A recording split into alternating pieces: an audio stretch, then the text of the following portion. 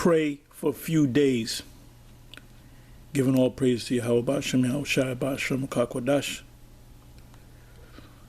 And the title, Pray for a Few Days,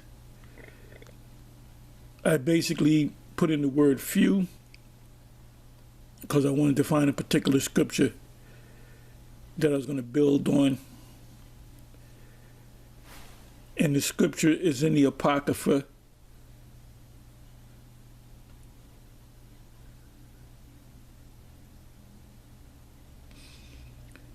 So a bunch of scriptures came up dealing with the keyword few, and also the Spirit led me to the word elect.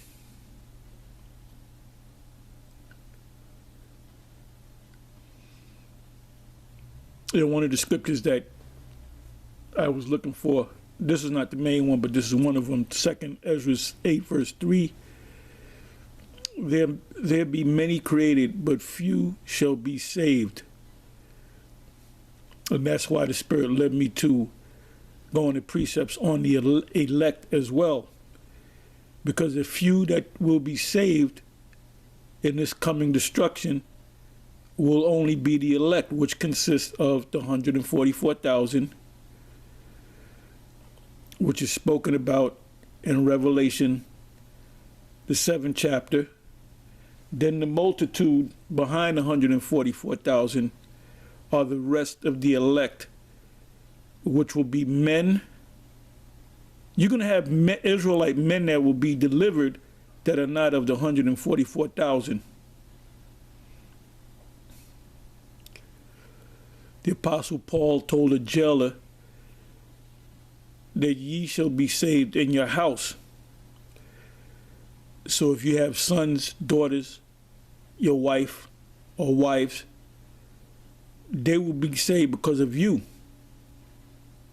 if they're part of your household. So you might have 2 or 3 sons that are not of the elect, that might be 12, 13 years old, 20 years old, within your household, within your circle, that will be delivered because you are one of the elect, which makes them part of the elect. So anyway, let me go into the precepts. I got a bunch of precepts which I'm going to try to go through as quick as I can, because pretty much these scriptures explain themselves. So I don't have to do a lot of explaining. I will do some, of course, because I saw a video, I don't know, this is maybe a couple of weeks ago with Captain Tazariak of the ISUPK. He had did a interview. I don't know if he was invited on the show with some Edomite, I guess they're Christians or whatever. And he basically was breaking down, what his mission statement was. Mission statement is, when someone asks you, you represent an organization, what's your mission statement? Meaning, what is your goals in this gathering? And your mission statement, like my mission statement or GMS mission statement would be, we believe that and hope and pray that we are the elect / the prophets of the Most High, and that the Most High is dealing with us, and the Most High will continue to deal with us so that we may preach this gospel to the masses, and the Most High will open the eyes of the elect, because there's many Israelites, whether you be the elect or not, you're going to receive this word, but the Most High is only focusing on the elect. He's only going to save the elect.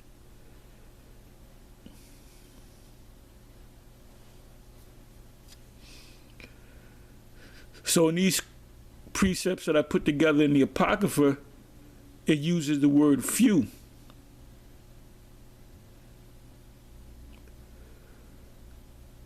You know, we're coming down to the wire. And we here at Great Millstone, we are known for being out there on the highways and the byways, whether it be winter. You have camps out there which take off winters. In cold states, when it gets cold in the winter, they're seasonal prophets. If they are prophets, they're seasonal. We go out, you know, week after week, day in and day out, doing the sit downs.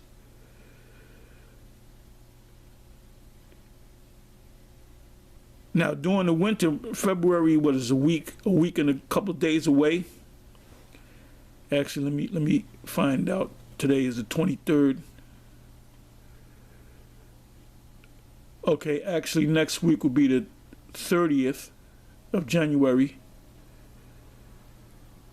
And then the first week of February will fall on the 6th, the first time we'll go out there. So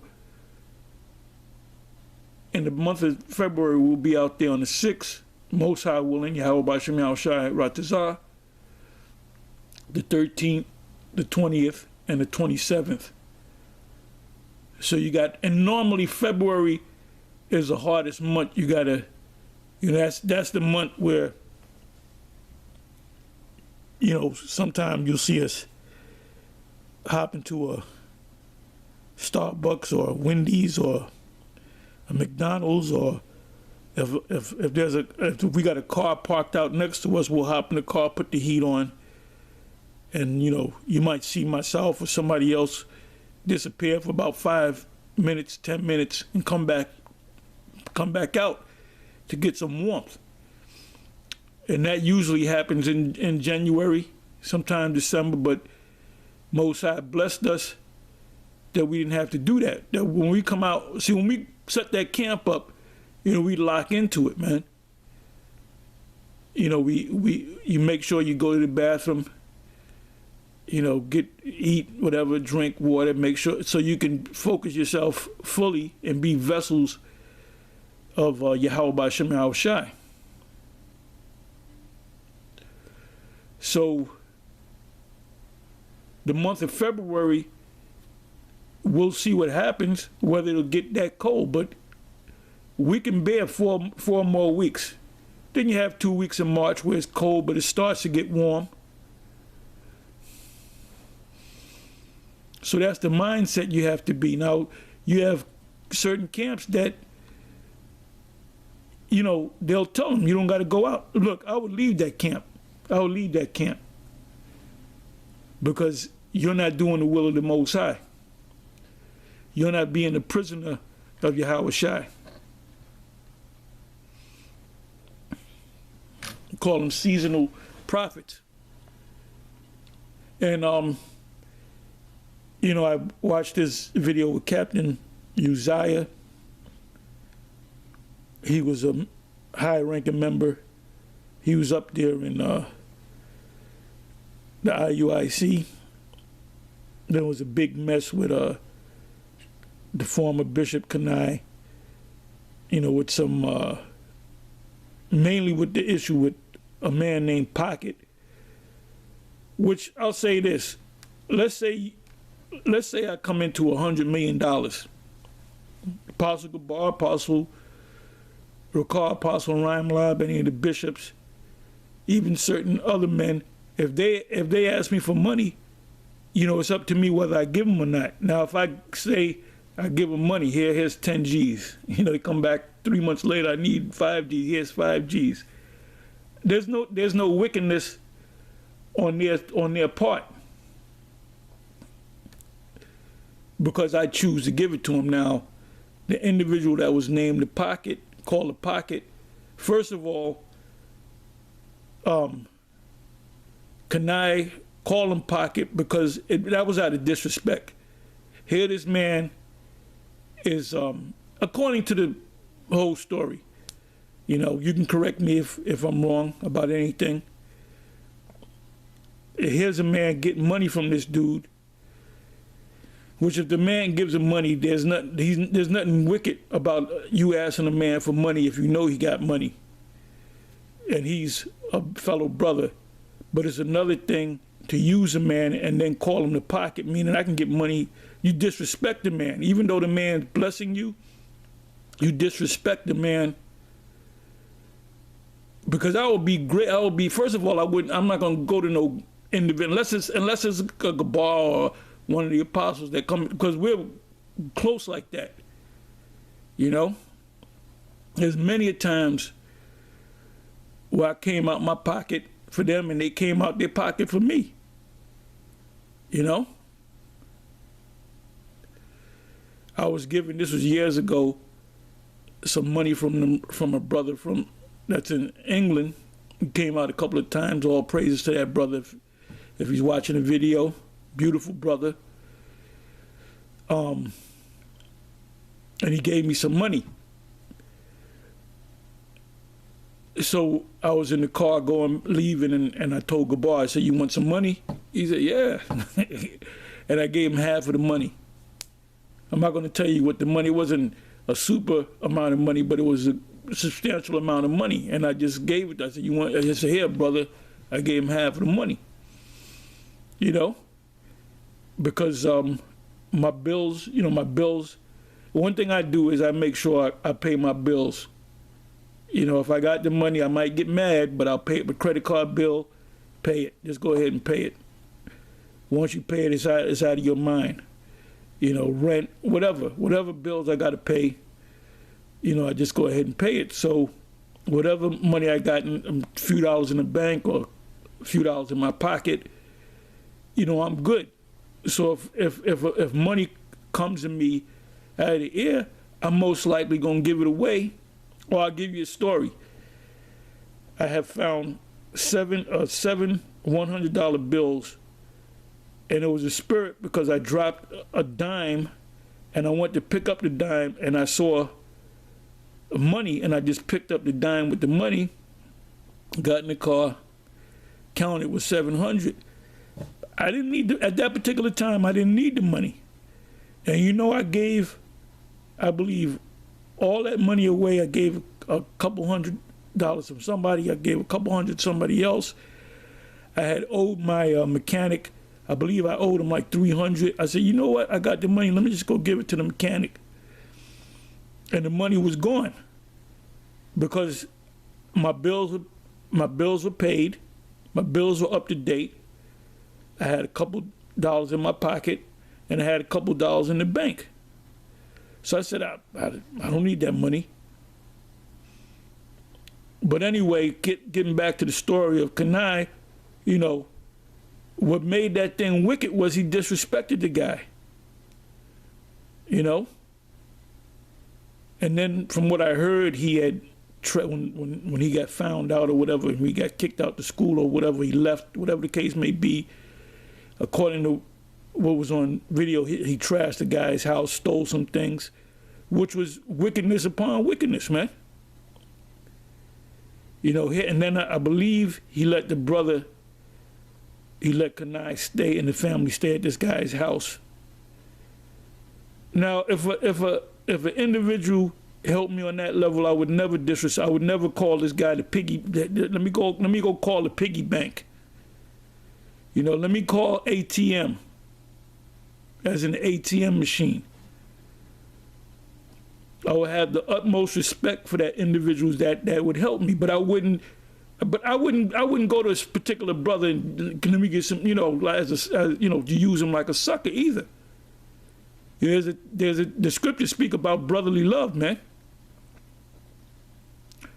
Now, like I said, Bishop Kanai, he can come on my page and say, "No, that's not what went down," or he can make a video, if I'm going off, because there's two sides of the story, then there's the truth.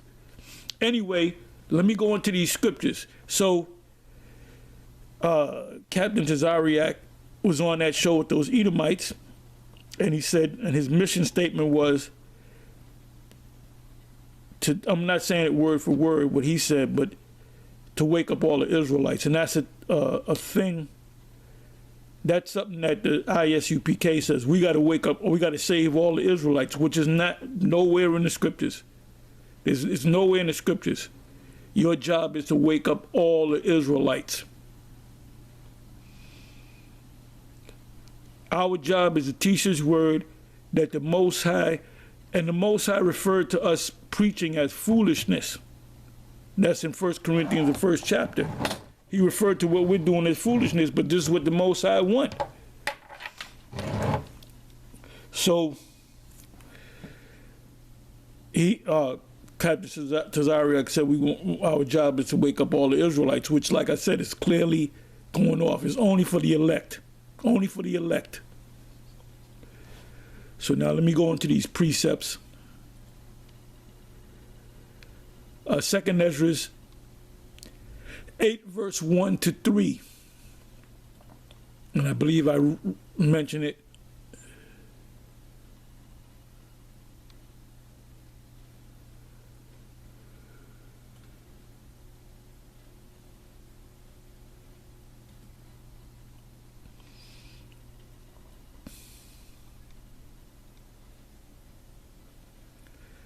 It said, and he answered me, saying, the Most High have made this world for many, but the world to come for few, and that few is the elect.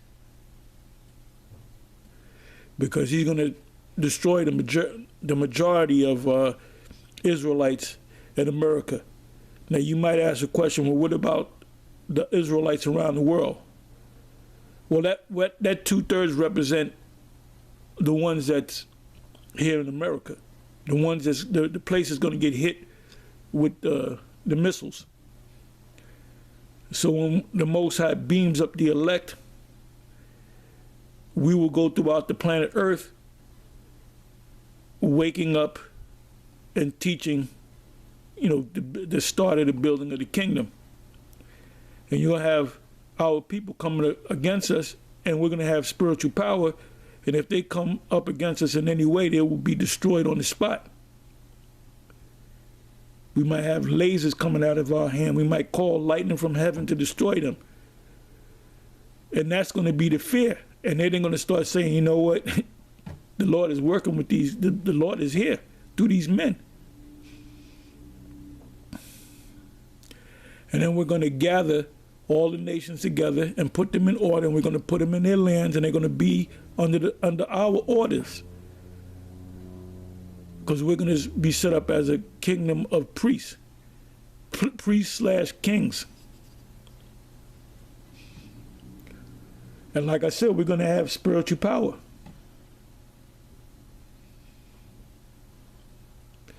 It's like the people of Krypton, just like General Zod, and in the movie, The Man of Steel, the latest one, a couple of years, which was one of my favorite, was when General Zod came down, and I was like rooting for General Zod.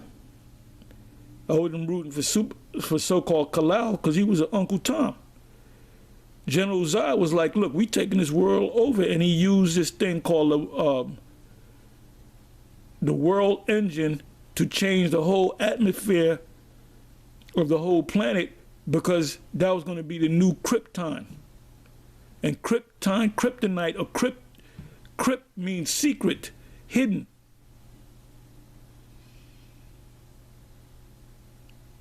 So that's what we're going to do. We're going to do like General Zod was planning to do to the earth. The whole atmosphere of the earth is going to change. And there will be one law. And the Edomites and the other nations, they're going to be up under us. And they're going to be working in the field or doing whatever the hell we tell them to do. The so-called Edomites' future is hardcore slavery.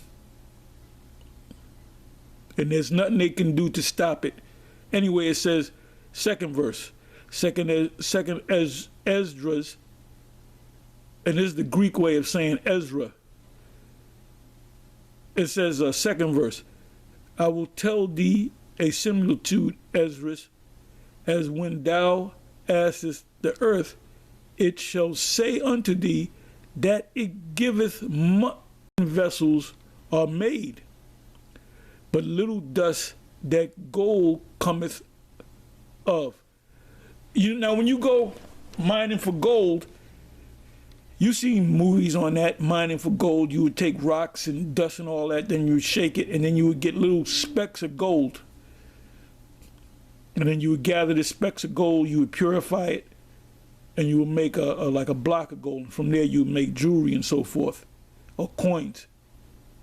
So we are likened unto that gold. The few out of the many. Even so is the course of this present world.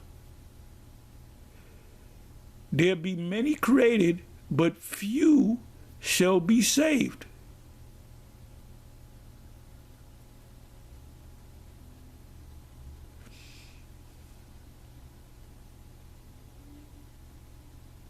Let me read a couple more verses. So answered I and said, swallow then down, O my soul, understanding, and devour wisdom. For thou hast agreed to give ear, and art willing to prophesy. For thou hast no longer space than only to live. The true prophet of the Lord, his time is centered around this truth, man. And ain't no vacations in this thing. Ain't no vacations in this thing. You can't take 2 weeks off to go to Las Vegas with your girl. Especially this time, especially this year.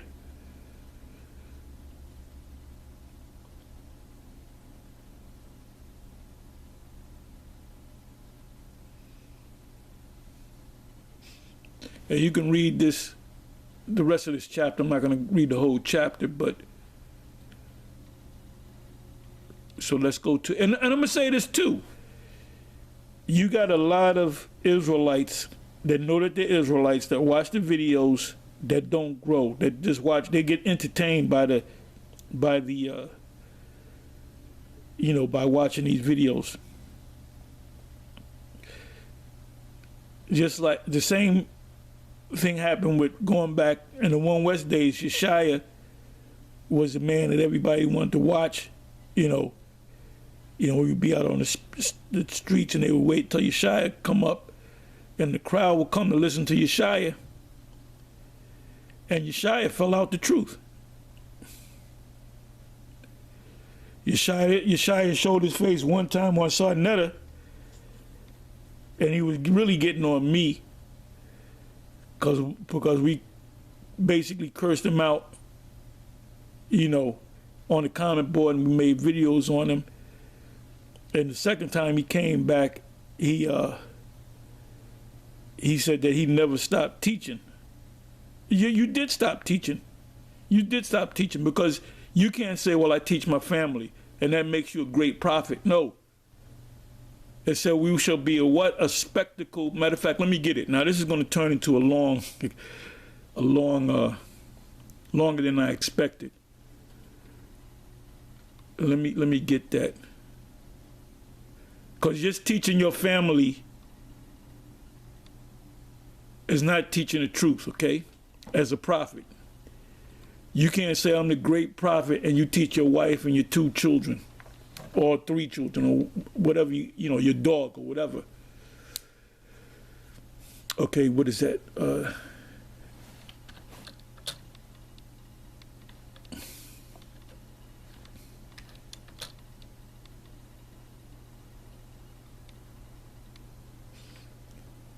Damn, I hope I can find it.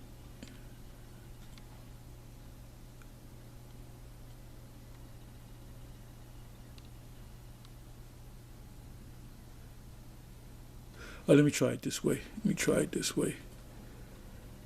I hadn't gone to this precept in a while. It's an easy precept, but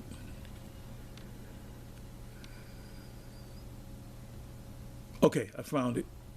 1 Corinthians 4, verse 9.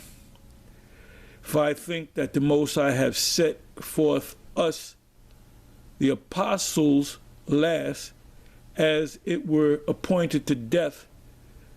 For we are made a spectacle unto the world, not to your family, unto the world, and to angels, and to men. We are fools for Yahweh's sake, but ye are wise. We are weak, but ye are strong.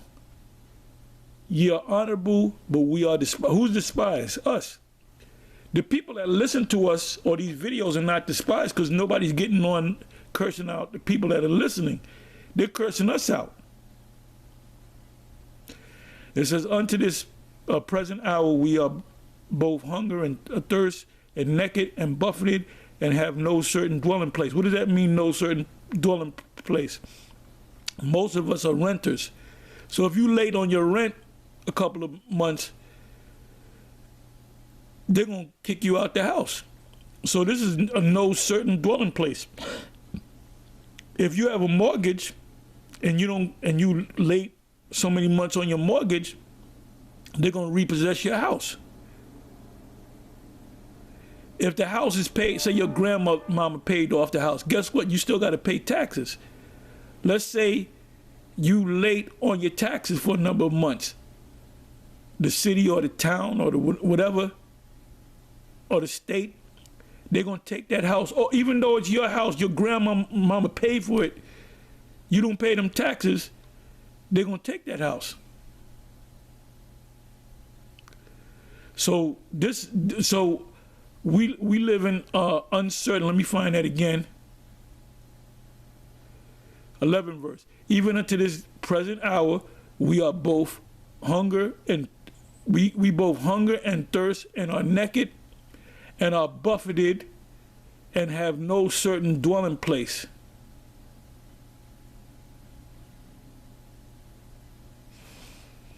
This is another scripture, another precept or chapter.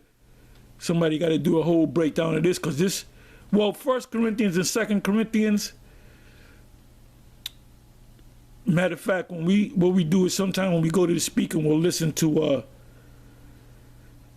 until we get to the spot where we speak at, we listen to the actual scriptures. So you know what, most high willing, I'm going to go into, listen to 1 Corinthians and 2 Corinthians. And then Romans and Acts. You gotta learn to get these scriptures in you. There's many gems in these scriptures. So now let's go to the second precept. See, this is why I don't like to do a whole lot of explaining, because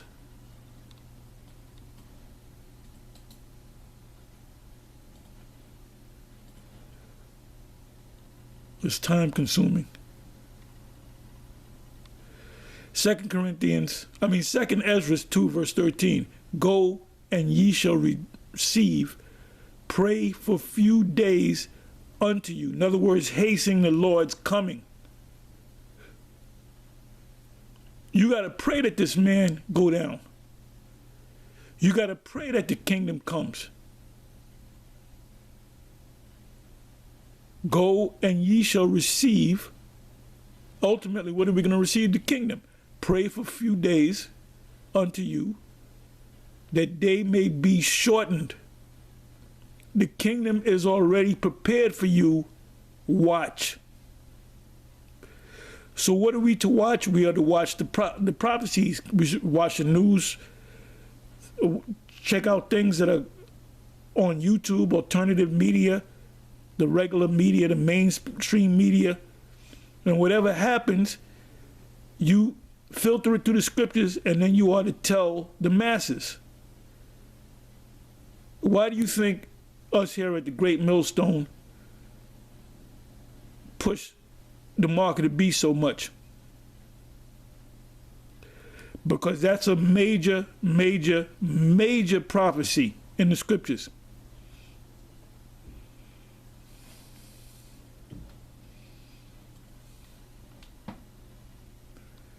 Next precept.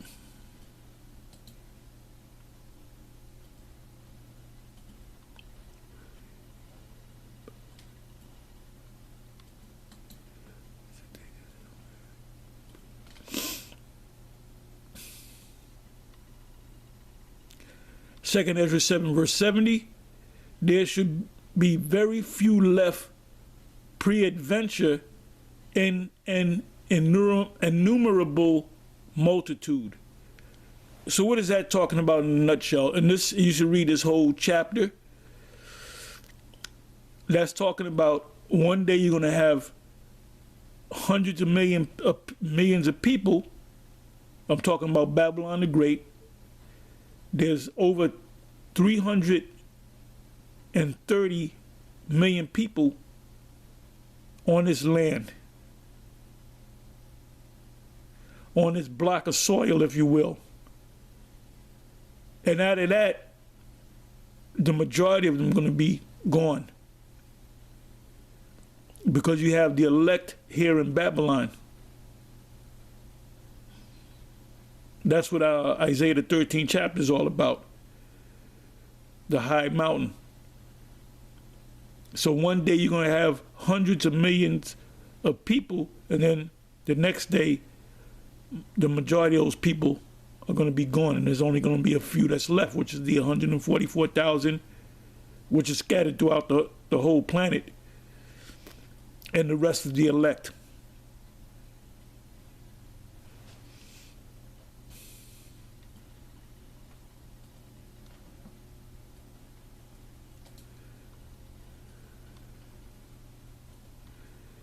Next precept.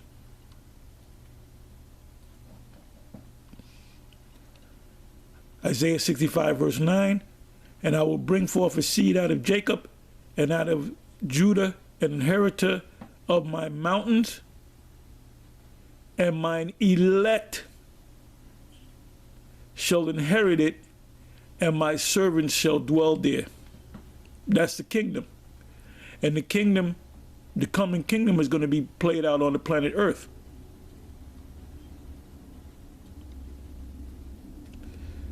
We jump down to the 22nd verse. This is a beautiful chapter. Isaiah 65.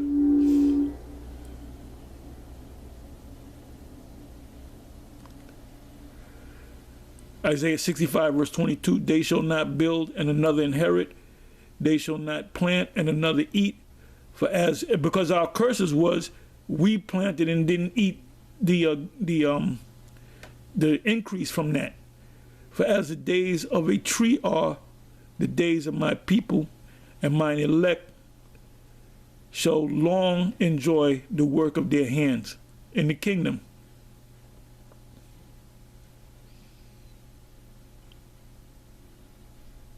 Let me read the 23rd verse, Isaiah 65 verse 23. They shall not labor in vain.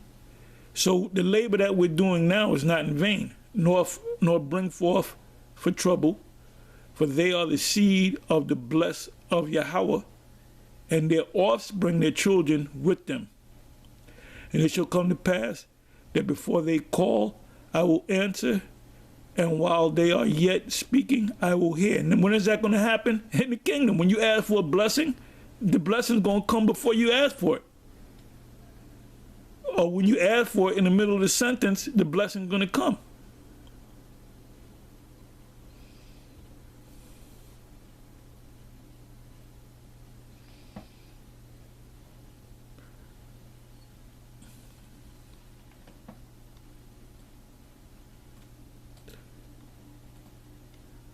Matthew 24 verse 24, dealing with the elect. Most High is only dealing with the elect. For there shall arise false messiahs and false prophets, and shall show great signs and wonders, insomuch that if it were possible, they shall deceive the very elect. Because the Most High is only dealing with the elect. Jump down to the 31st verse. And he shall send his angels with a great sound of a trumpet. That's the seven trumpets. The seventh is when the destruction comes. You know, what does it say in Job 5 verse 19? As a matter of fact, let me go to that. Job 5.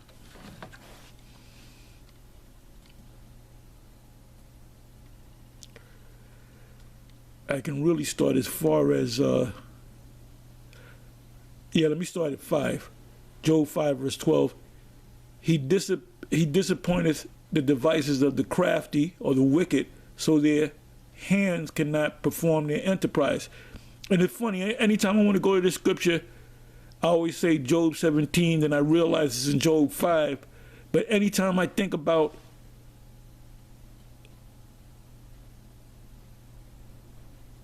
he shall deliver thee in 6 trouble, I notice in Job 5. It's strange, man, but that's how the Spirit works.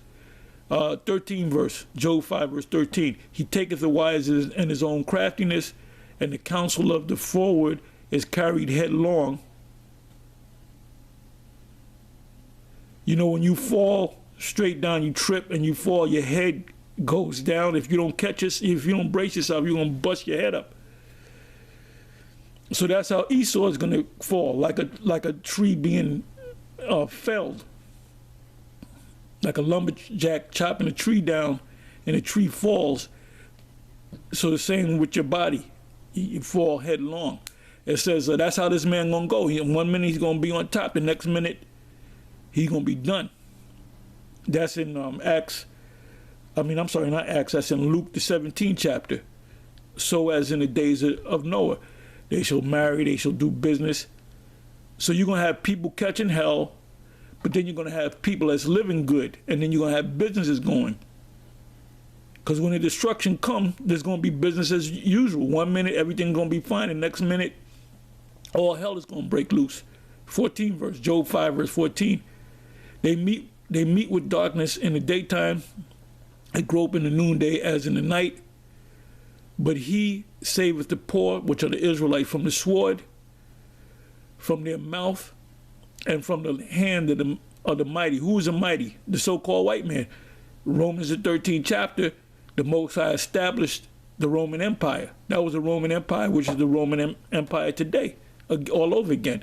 So the poor Israelites have hope, and iniquity stoppeth her mouth. Behold, happy is the man whom the Most High correcteth. Therefore, despise not the chastening of the Almighty. 18 verse. For he maketh sore and bindeth up.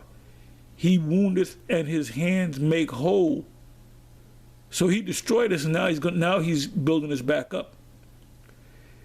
He shall deliver thee in 6 troubles or trumpets.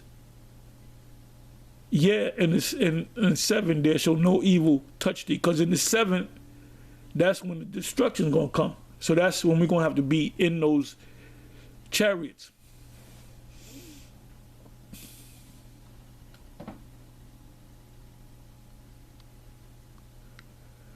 Okay, let me go back to Matthew 24, verse 31. And he shall send his angels with a great sound of a trumpet, and they shall gather together his elect from the 4 winds, from one end of heaven to the other. So you're going to have the elect that's outside of America that's going to be delivered too.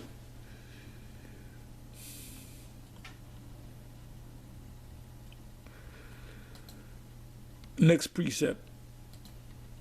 Luke 18, verse 7.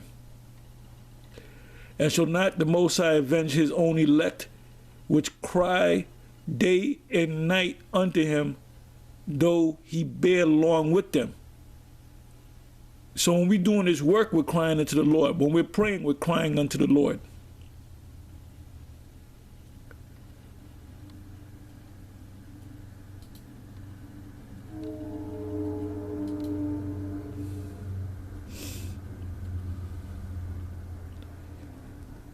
Titus 1 verse 1, Paul, a servant of the Most High and an apostle of Yahushua HaMashiach, according to the faith of the Most High's elect and the acknowledging of the truth which is after powerliness or godliness. So that's why it's not necessary to have the debates with these different, the truth. What I got to debate about it for? If you can't see it, that's just too bad for you.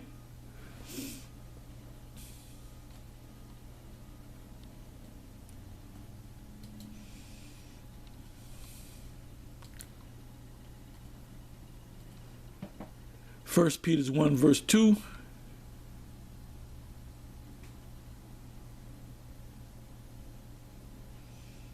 I should read one.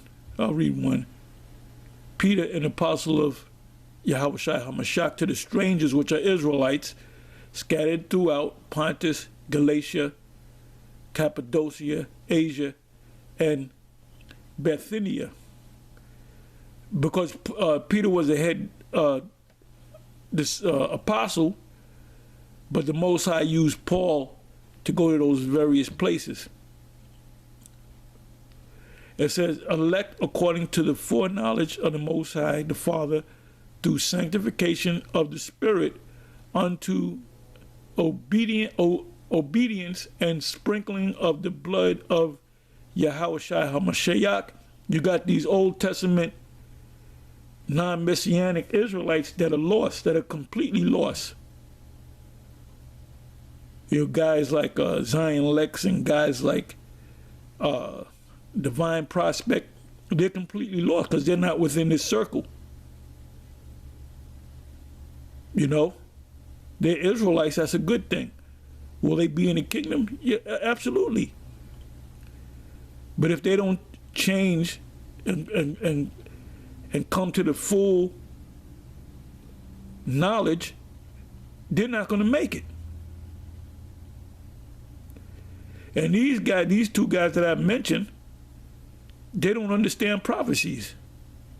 They deal with the Old Testament, but in order for you to understand some of the prophecies in the Old Testament, you got to know the New Testament. Was written in Daniel 7 is also written in Revelation, the book of Revelation. Was written in Isaiah 34 and Isaiah 13 and Jeremiah, and Obadiah is also written in the book of Revelation. So they connect. The Old Testament and the New Testament are one in one book. They will never go into prophecies because they don't understand prophecies. They don't understand that rock or that stone in Daniel the 2nd chapter that's going to hit the feet of it. The feet is talking about this current system, America, NATO, and the EU, and that stone represents Yahweh Shai's kingdom.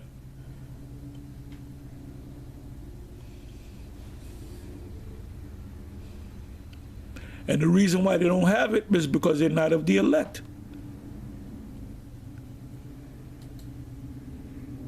You know, it was said of Balaam in Numbers 24. It said the man whose eyes were open. So the Most High opened the eyes, the spiritual eyes, the third eye, if you will, of this heathen. And this heathen in Numbers the 23rd chapter said, when everything's said and done, I pray that I wake up as an Israelite, which guess what? He's not going to be an Israelite.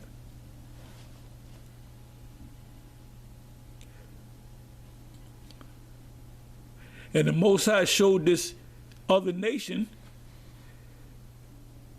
what's going to happen in the last days. Matter of fact, let me go. I got to go to it. Got to. Let me go to Numbers 24.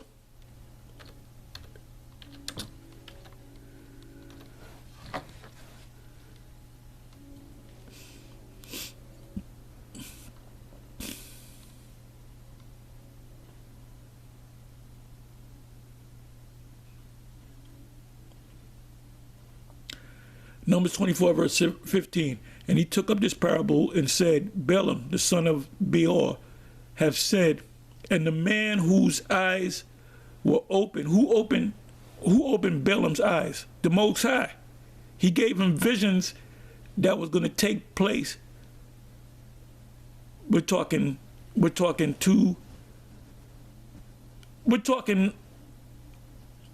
like 3,000 plus years. He saw 3,000 years into the future. He saw the destruction. He saw Yahweh Shai coming. He saw other nations getting beat down and shackled up. And he saw them going into slavery. 16th verse. He have said, which heard the words of the Most High and knew the knowledge of the Most High, which saw the vision of the. And please don't ask me, do you believe that Balaam could be an Israelite? You know, maybe his father was no, he was a heathen. He was a heathen. That the Most High opened up this heathen's mind. Even heathens get visions.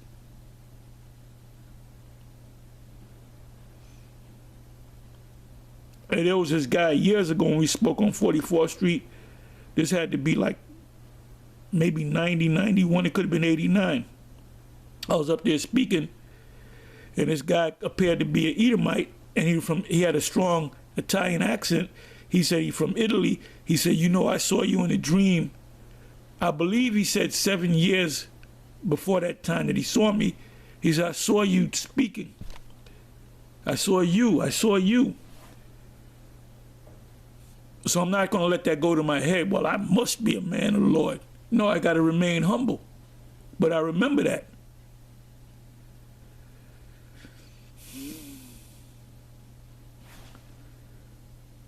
Now the 16th verse said how he goes into the vision. He was in a trance, but his eyes were open. And he says, 17th verse, I shall see him, but not now. I shall behold him, but not nigh. There shall come a star out of Jacob, which is Yahushai, and a scepter shall rise out of Israel. Who's going to have the scepter? Yahushai. And shall smite the corners of Moab and destroy all the children of Seth, and Edom shall be a possession. So right here, this is a future prophecy that has not happened. But here you got this individual vocab saying the Edomites are done away with. So how can you explain this? How can you explain this? Numbers 24 verse 18, and Edom shall be a possession. That means they're going to go into slavery. Seir also shall be a possession for his enemies. Now it's really talking about the lands, but at the same time, you're going to have Edomites under you. And Israel shall do valiantly.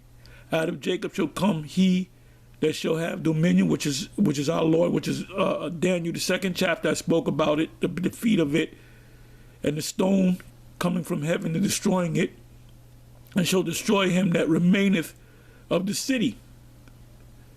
The city is ultimately Babylon the Great.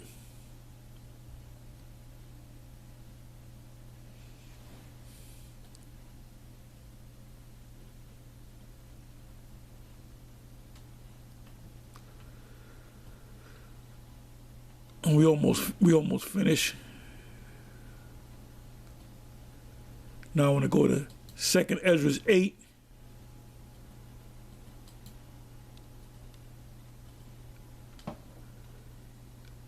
Oh, I'm sorry.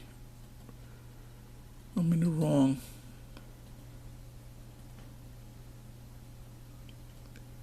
Second Ezra 8, verse 62. These things have I not showed unto all men, but unto thee. And a few like thee then answered I and said, you can read the rest of it. I'm not going to read the rest of it. Let me read that again. 2nd Ezra 8, because we were getting on these guys, Bow, the believers of the way, and this guy's going back and forth with us. Now he says in one video that he learned from guys that came up under Ariala. I remember Ariala. Me and Ariala were good friends. I knew his family and all that. He knew my people. I used to stay at the brother's house often. He came into the truth about 6 months after me. Johanna came into the school about 2, maybe 3 months after me. Barack from the HODC was already there. He was there for maybe a couple of months before myself. So we all kind of came in together within that year span. So I remember when Ariala came in. I remember when he went out out to the west. So you said that I'm teaching that I had a vision that the missiles were going to come in 2000. That's a damn lie. I never had no vision. So you putting words in my mouth, you damn demon. So you're saying that I'm going off, but you're teaching a thing that was taught to you by somebody that came up under Ariala, that some of them men that you said came out to New York. So you had to believe the same doctrine. That was a doctrine, like Cornelius was an Edomite, was a doctrine, until the Most High opened our eyes and study to see that Cornelius is in fact the Israelite. Let me read this again. 2 Ezra 8, verse 62. These things have I not showed unto all men, but unto thee. But unto thee. Who? The elect. In this case, it was Ezra's. And a few like thee. The rest of the prophets. Then answered I and said. Now, like I said, you want to get the answer to that? You got to keep reading.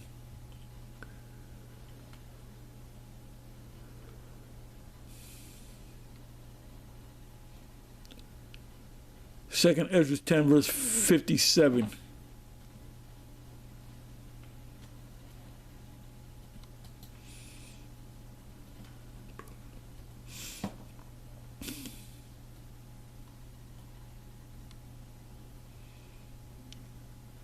For thou art blessed above many other, and art called with the highest, and so are but few. So only a few is going to get this. That's why people buck up against it, because the Most High haven't opened your eyes. You trying to see it, but you can't see it. Some of you have come into this thing and fallen back off. You wasn't truly a man of the Lord.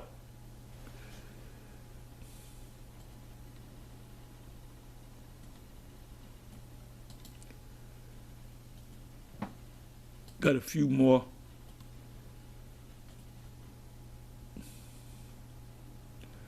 Matthew 22, verse 14. For many are called, but few are chosen. So if you can't get it, you ain't, guess what? You ain't meant to get it.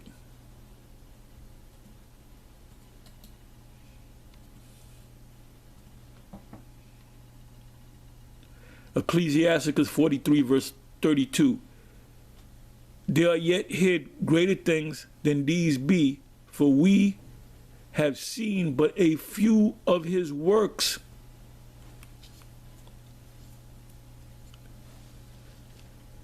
So that means we've come further than, or gone further than our teachers before us.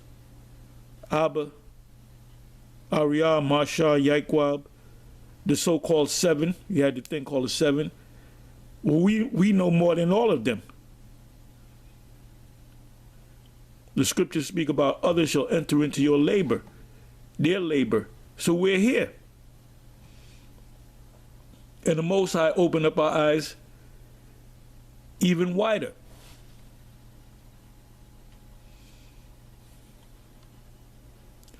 Last precept, Luke 19, verse 13.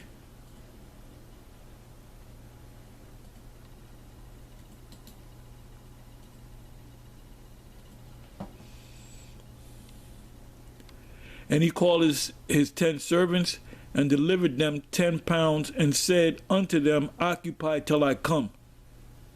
Now this goes into the thing where you got certain brothers that claim to be prophets, but they'll do disappearing acts. They might disappear for 6 months.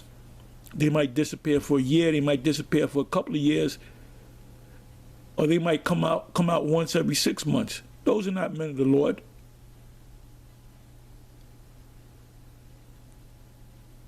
Those are not prophets. They just play prophets on YouTube. You got to be continuous in this thing. No breaks in this thing of ours. And occupy means to do work. What work are we to do? The work of the Yahweh Ba'ashem Yahweh Shai.